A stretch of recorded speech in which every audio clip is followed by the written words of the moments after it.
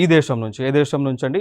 USA నుంచి Taiwan కొనుగోలు చేస్తూ ఉందో వాటిలో ప్రధానమైనటువంటి వెపన్స్ మనం చూసుకున్నట్లయితే నాసమ్స్ అనేటువంటి వెపన్స్ని కొనుగోలు చేస్తూ ఉన్నారు.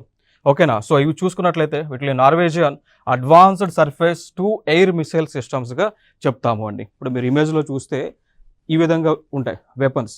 వీటి యొక్క యూసేజ్ ఏంటి అంటే, శత్రు దేశాలకి చెందినటువంటి ఏదైనా వెపన్స్ అనేటువంటి లేదా బాంబులు అనేటువంటి ఈ దేశంలోకి వచ్చినప్పుడు వెంటనే ఇవి డిటెక్ట్ చేసి వాటిని గాలిలోనే పేలుస్తాయండి. ఇప్పుడు మన పాత సినిమాల్లో మనం చూస్తుంటాం, ఇక్కడ నుంచి పౌరాణిక సినిమాల్లో మనం చూస్తుంటాం, ఇటు సైడ్ నుంచి ఒక బాణం వేస్తే ఇటు సైడ్ నుంచి మంట బాణంతో మంట సృష్టిస్తే అటుపక్క నుంచి నీరు వస్తూ ఉంటుంది, యాంటీ మిసైల్ అన్నట్టు. సేమ్ అదే కాన్సెప్ట్ ఇక్కడ.